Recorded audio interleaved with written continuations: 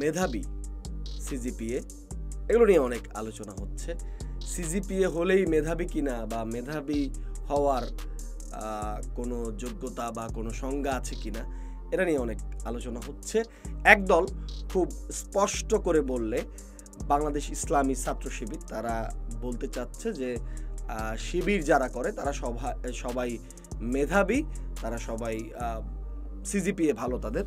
বর্তমানে ঢাবি ছাত্র শিবিরের সভাপতির নাম প্রকাশ হয়েছে, তিনি তার ডিপার্টমেন্টে 3য় হয়েছিলেন এবং তার সিজিপিএ অনেক ভালো। এটা নিয়ে খুব আলোচনা হচ্ছে।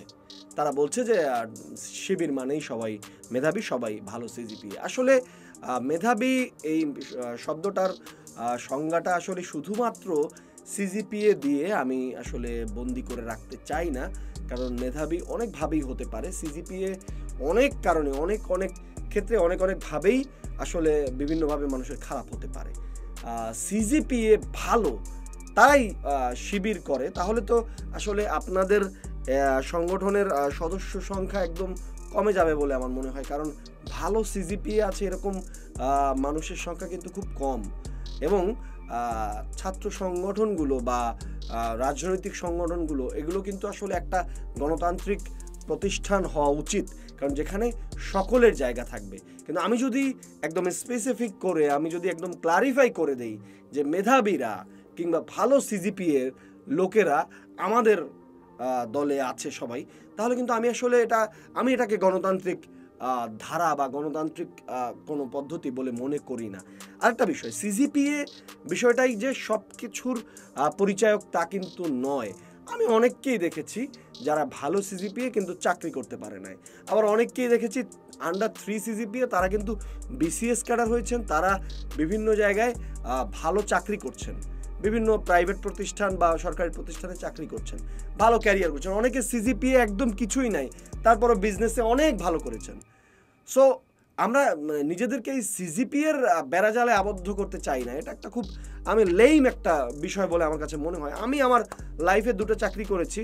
প্রথম যে চাকরিটা করেছি সেখানে আমার সিজিপিএ কোনো ফ্যাক্ট ছিল না, কারণ আমার সিজিপিএ ফ্যাক্ট হলে আমার চেয়েও অনেক ভালো সিজিপিএওয়ালা লোক একই দিনে ইন্টারভিউ দিয়েছেন, বাট আমাকে সিলেক্ট করা হয়েছিল আমার এক্সট্রা কারিকুলার কিছু অ্যাক্টিভিটিস ছিল এবং হয়তো বা আমার কথাবার্তা তাদের ভালো লেগেছিল, সেটার কারণে আমি দ্বিতীয় যে চাকরিটা করলাম, মজার ব্যাপার হচ্ছে সেখানে আমার সিভি দেখা হয় নাই, আমাকে আগে প্রস্তাব দেওয়া হয়েছে, তারপর আমি সিভি দিয়েছি।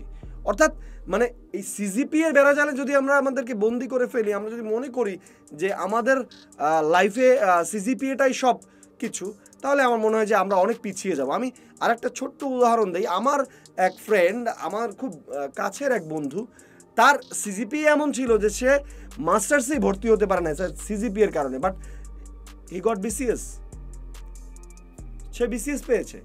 সো সে এখন সরকারি চাকরি করছে। সো আপনি শুধুমাত্র যদি সিজিপিএর বেড়াজালে আপনি নিজেকে বন্দি করতে চান, আপনার দলকে বন্দি করতে চান, এটা খুবই বাজে।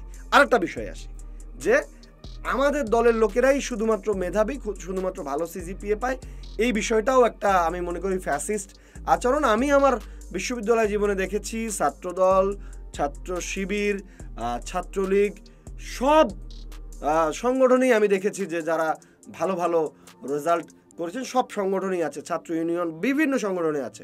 এবং আমি ছাত্র শিবিরের অনেককে দেখেছি যারা স্পেশাল পরীক্ষা দিতে হয়েছে, যারা ইয়ার ড্রপ হয়ে যাচ্ছিল সেখান থেকে স্পেশাল পরীক্ষা দিতে হয়েছে, এটা সব সংগঠনেরই হয়েছে। সো এটা সংগঠনগুলোকে আমরা সামগ্রিক না বানিয়ে আমরা এই ছোট্ট একটা বেড়াজালের মধ্যে বন্দি করতে চাচ্ছি, এটা আমার মনে হয় যে গণতান্ত্রিক আচরণ হতে পারে না।